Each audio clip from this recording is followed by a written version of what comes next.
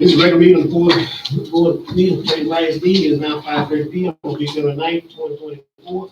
We have a quorum of skill release followed by Ms. Smith giving the presentation. Pledge allegiance to the flag of the United States of America, and to the republic for which it stands, one nation, under God, indivisible, with liberty and justice for all. Dear Heavenly Father, thank you for letting us be here today. Thank you for this community, our students, our teachers, and our staff here at Tatum. You are the reason for this season. And thank you and be with us and guide in this meeting. Amen.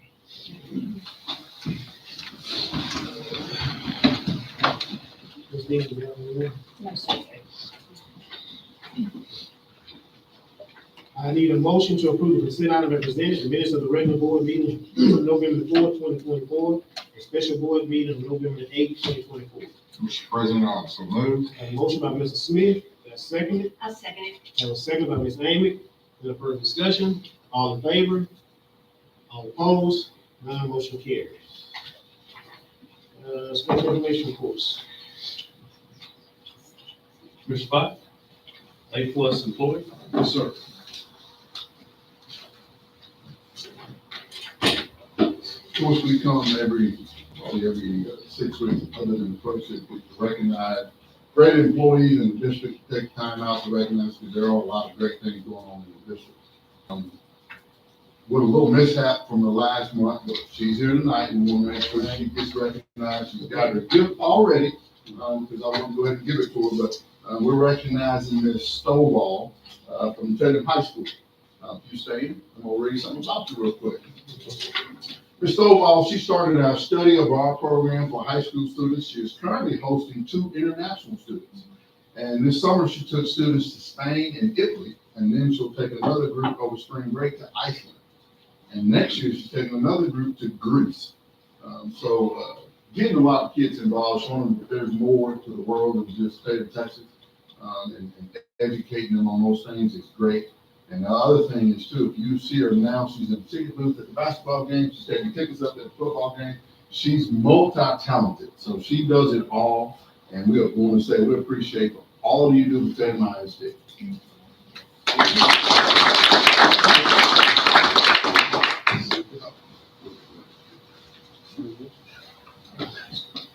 All right. Question item B, the legal tax report. And you don't have to stay if you don't want to stay. Okay, You're- thank you. Yeah. Thank you. Feel like you had to. All right, now, Ms. Liz Vaughn's here to deliver the delinquent tax report. Collection report. I'm gonna move this over a little bit, that way I can see all of you.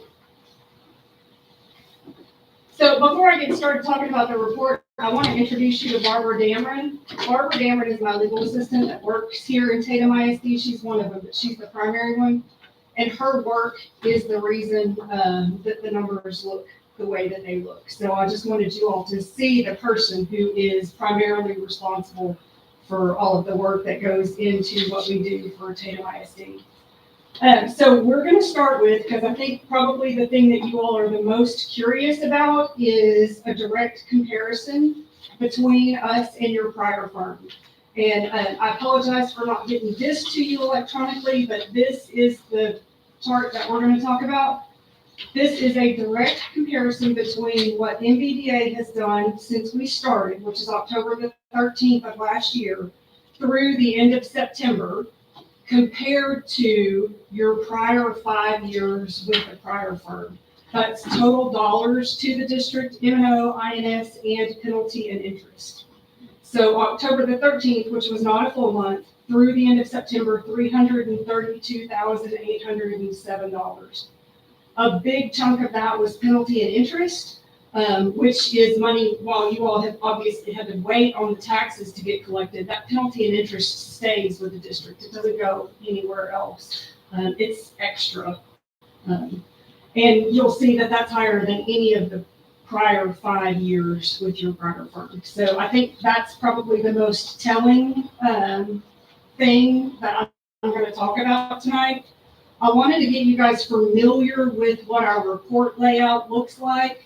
And I will tell you, I say very little. there's only a year's worth of information here that relates specifically to us, but I want you to be familiar with what the report looks like going forward.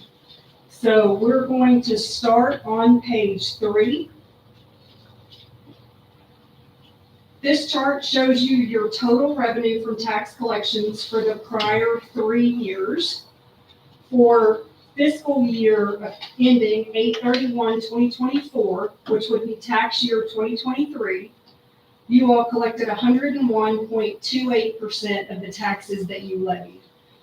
The way obviously that you get over 100% is you have your current year taxes, you have delinquent taxes, and you have the penalty and interest. So that is what puts you up over 100%. And in this case, it was 101.28%. This is a fiscal year number, so it was only through the end of 8/31/2024. You'll see that your prior 2 fiscal years, including all of your penalty and interest, was over 100%, or right at 100%, but it was lower than this current fiscal year. Moving on, and y'all stop me if you have any questions. Moving on to page 4, this is a cumulative tax collection chart broken down by year. This is a base tax only chart. And so what it shows you is the total percentage of taxes levied or collected based on what you levied. So for tax year 2023, your adjusted tax levy was $8.9 million.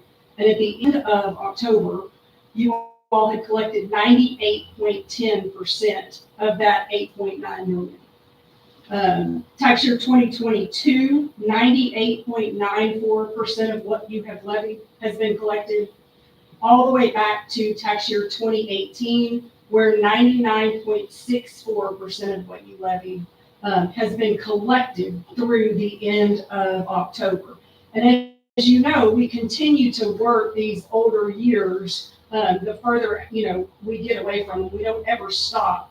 But that number will never reach 100% because you do have property that leaves the jurisdiction, personal property, or something of that nature that has been removed from the tax roll probably even before we get it.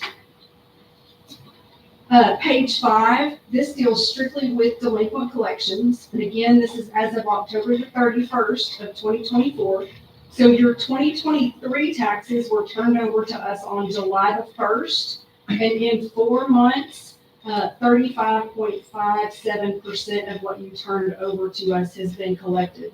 I wish I could give you the numbers through the end of November because we had a very large account pay last month. Creighton Bravo Energy Company paid about $22,000 last month, but that's not in this figure. As you see, the more months that there are to work the account, the more that is going to be collected. But what I hope you begin to see in the future is that these numbers that are further out there, like the 2019 or the 2018, those are going to be in the 80s and hopefully the 90%, the longer that we have worked these accounts. You should start seeing all of those percentages come up as we work through these.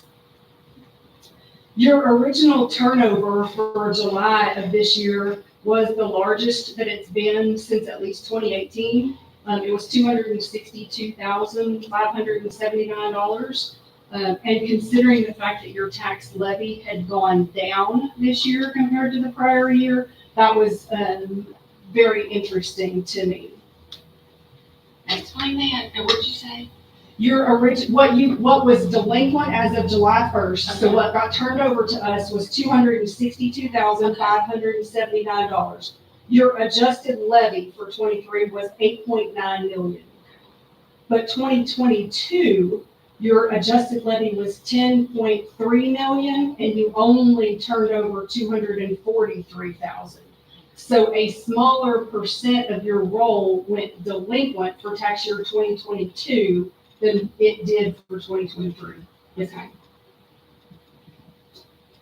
The next few pages just give you information by year broken down into several categories. It shows you what's been collected. It shows you what's under suit and judgment, what's under bankruptcy, which is not a significant issue for Tatum ISD. what is under a tax deferral, and then there's two other categories, uncollectible and unknown address, which some of that's gonna be business personal property that's not collectible, and it's also going to be accounts that we're currently in the process of researching an address for. But I'm not gonna go over each one of those years in detail. You all can look at those, and if you have any questions about those pages, feel free to send me an email or give me a call. None of those things really are a direct comparison between us and our competitors in your prior firm. That first chart was that I gave you on paper, but these two pages that we're gonna talk about now, those are also pretty telling. So on page 10, what you have is a snapshot of your entire outstanding balance as of October the 31st. That's what's at the top. And then below it is a comparison based on the very first file that we received November 1 of 2023. So as of the end of October, your total outstanding balance was $777,940. The first file that we got last year was $800,939. And when I was talking to JP about this last week, he's like, well, Liz, that's not a very big difference. And I said, hold on, you got to remember, you turned over $296,000 to us in July. So to help you kind of understand what the cycle looks like, you all have this chart, and it shows you September 2023, which that was the file that we had whenever we first came and presented to you all. And then November was the first file that we received from the tax office. And then you'll see that it steadily went down through June, and then it shot back up over where it was when we first started in July. And then we're working our way back down again. So when you see that 800, that's pretty significant, or that 777 compared to the 800, it's pretty significant when you add $296,000 to that total. The lighter green shaded area is the part that's delinquent in Panola County. That's why it's not all in dark green.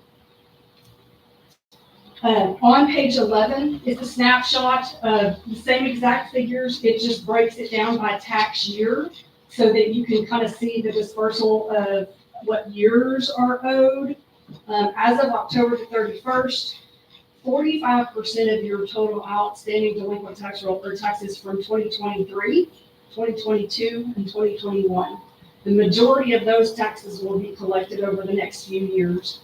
The earlier that we're able to get to them and collect them, the easier it is and the better off you all are, and really the better it is for the delinquent taxpayer. One of the things that I wanted to point out to you all is that already you can see a difference in the current year being a larger portion than the oldest years. So back in November of 2023, 24%, almost 24.5% was more than 10 years old. Some of it was more than 20 years old. We want to see that number go way down, and where the majority of your delinquent taxes are the more recent years instead of the older years. So it's down about 2% in terms of your current year. Your most current years are now 45%, whereas at the time that we received our first file, it was 43%. So we're making progress slowly but surely. Moving on to page 13, from October the 13th of 2023 through October the 31st of 2024, we've mailed over 3,500 notices to your delinquent taxpayers. Some of those have been multiple notices to the same delinquent taxpayer, but that involves 18,751 delinquent accounts. One of the things that we had to agree with Ms. Barton to do in order for her to be comfortable with us taking over was agree not to do any mailings until July the 1st. So you will see this number increase significantly next year because we are in the mailing process now. We've already done 3 mailings since July, and we'll do another one in February. We have filed 71 delinquent tax suits on behalf of Tatum ISD involving 303 properties.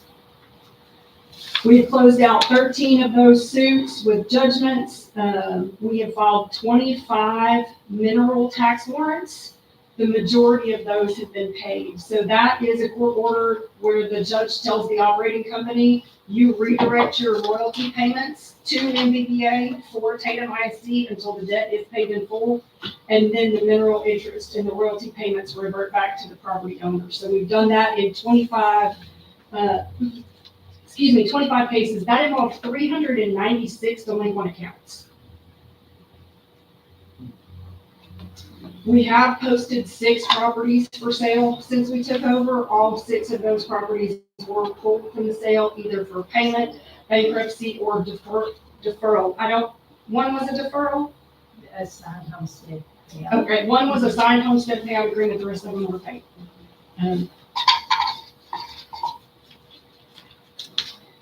We do represent you all in bankruptcy litigation. Again, it is not a big problem here in Tatum. We've appeared in 4 cases in the last year since we took over.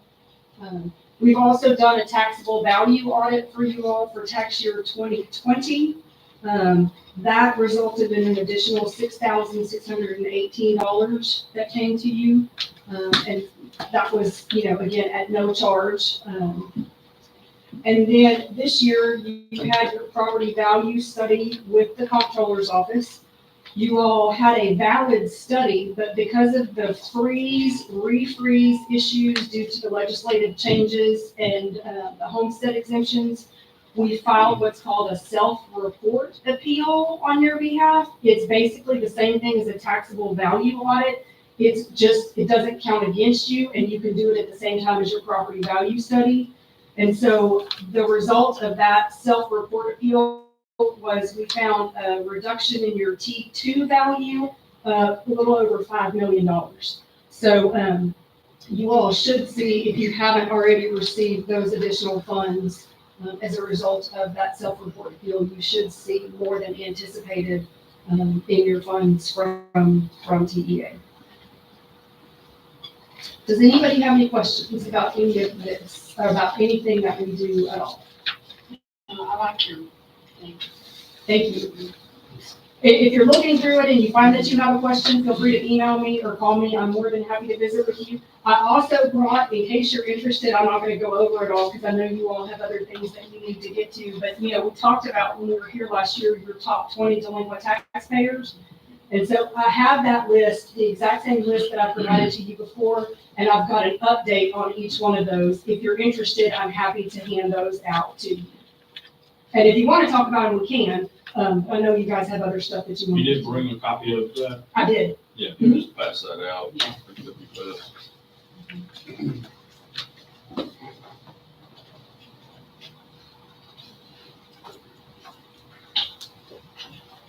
25 more already? 25 warrants already. That doesn't include all the minerals that we got paid just by getting a letter to the correct heirs instead of just a mass mailing letter. Barbara's husband, Jack, is my oil and gas guy, and he is responsible for the mineral collections.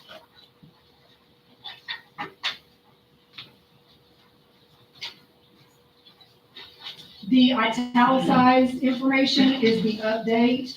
The regular print is what was presented to you all last year. Any questions?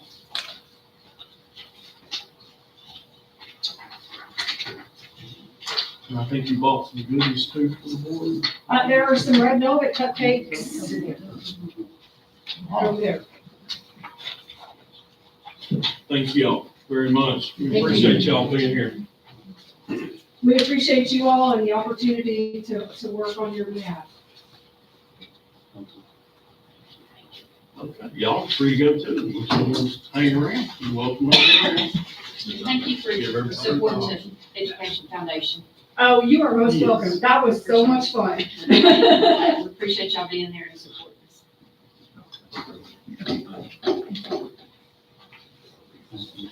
Thank y'all. Thank you, guys.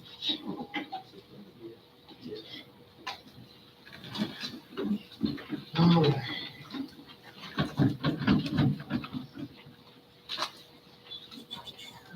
Commissioner, I see the board will now enter into a public hearing for the purpose of discussing the first report. No action will be taken.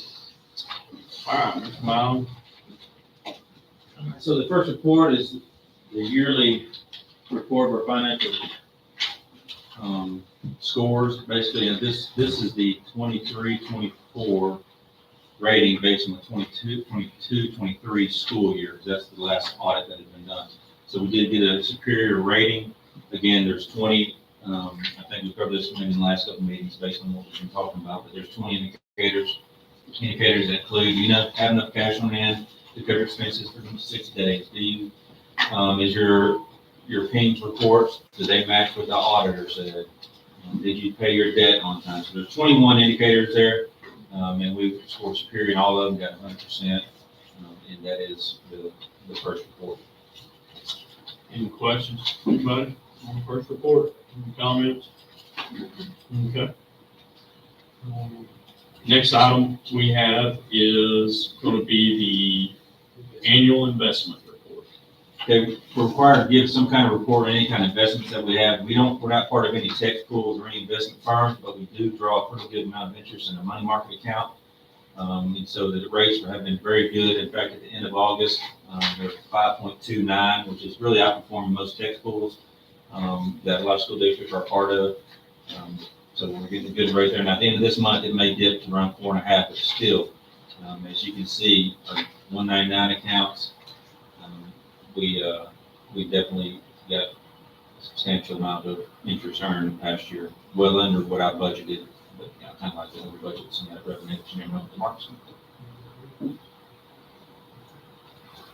All right, so do you want me to go through this and kind of give it back up each other? So you close the public hearing. Close the public hearing. This concludes the public hearing. The board will now convene with the meeting agenda.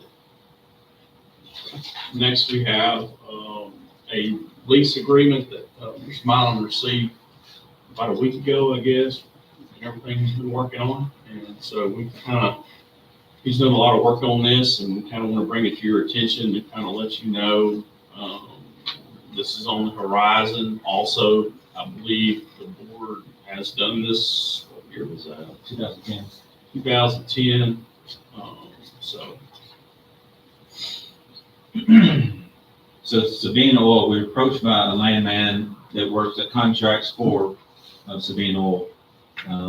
And basically they want to lease 13 acres, a little over 13 acres of our property that extend from the bus barn to the football stadium. If you go to the map, I might be easier to explain when we're looking at the map. So the part in red is what they want to lease. And so I got back with them. I said, well, if we're going to do these leases in parts, it's going to be hard to track. So why don't we just do all the land here in Tatum ISD as far as that area is concerned, right here, the middle school, Coliseum, track, indoor, right here in this area. Because they said there's a well several miles north of here that they're going to drill south, horizontal drilling. And so I said, well, let's not do this in parts, let's get it all. Well, the reason why we can is because we don't own the mineral rights to all of the shales below the parts that are below all of our school acres. The ones in red, we own the mineral rights, all the shales, from the Cotton Valley all the way down to Pelican. And so, not the Pelican, that's Painesville. And so, his first offer, so to speak, we'll call it an offer because I'm not sure what else we need to call it, but he wanted a 3-year lease, an option extend for 2 years. We get 20% royalty if the event that production is established, plus a $500 per acre signing bonus, which is $6,500. Okay. So our counter was, okay, we'll keep the same terms, the lease terms. We want 25% royalty, $1,000 per acre. So with some advisement from some of Dr. Richardson's resources, we felt like, that they could, I've never bargained with the landman, I've never bargained anything like that. So we're kind of flying blind. We're kind of leaning on our resources. And so Sabine came back and said, okay, we'll give $1,000 per acre, but 22.5% royalty. And that's a 1-year lease. So the significance of 1-year lease versus 3-year lease is really the timing of the production starts. From what we understand, that 3-year lease was giving them time to get a whole pad established before they do a test well or anything like that, but that 3-year gave them a timeline to get that production going.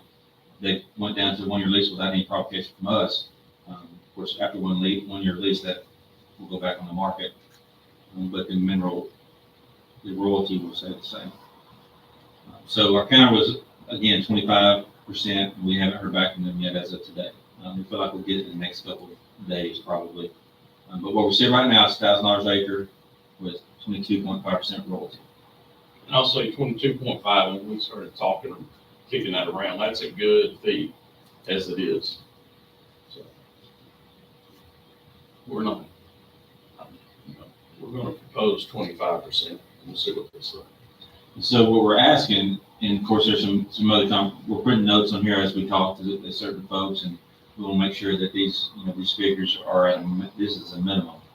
If some things change in the future, we're not going to go below any things that we kind of agreed upon. The Paul Darden man, that's his landman for Sabine Oil that he contracts out, and so we're trying to find out some information on the lifespan and the production of wells that are in this area, similar to what they're proposing to drill. They did mention for the first time this morning that it's not just going to be a Cotton Valley shale, but they do want to investigate some of the Haynesville as well. But that would obviously be more royalty. Now, we don't know how much our royalty would be. That, like, so we're asking them, what are we talking about? We're talking about $25 a month, or we're talking about $1,000 a month. And so these are things we don't know yet. And they probably don't know, but they got some scenarios probably in their mind of what it might be. From a budget standpoint, I'd like to know that. So what we're asking the board to do is give Dr. Richardson the authorization to execute a lease based on when we get our final numbers. That won't be substantially different from what they've offered at this point.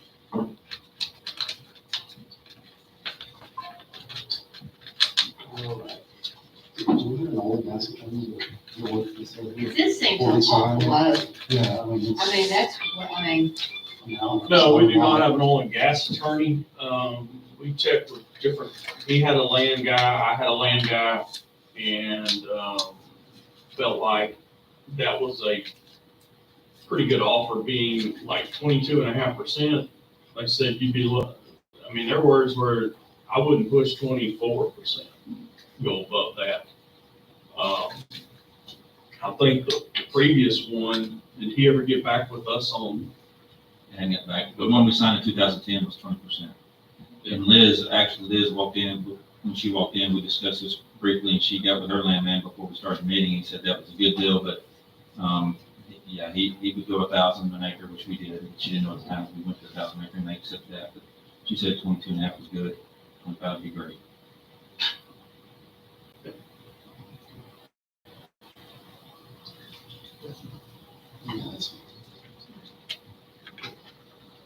And we're looking at investigating on that 2010 contract, why haven't we been getting any royalty? But I'm assuming it's because there's been no production on that. We're looking at that. And, we want to make sure also that we protect ourselves. 50 years from now, they start pipes coming up out of the ground. So that's why we want that language in the contract, no surface.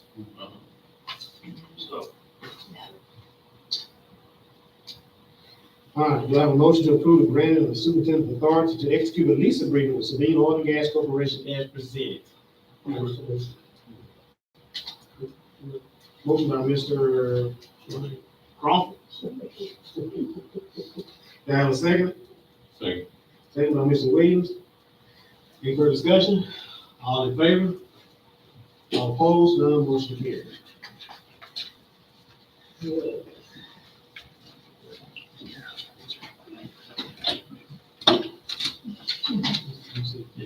Board now convenes to a closed meeting to discuss the following items posted on the agenda this evening as allowed by Texas Government Code Code 551.74 personnel matters, and to discuss the evaluation and contract consideration of the superintendent of schools. No action, the vote will take place in the closed meeting. Any action the board wishes to take as a result of discussions closed session will take place after the board reconvenes in the open meeting. It is now 6 o'clock.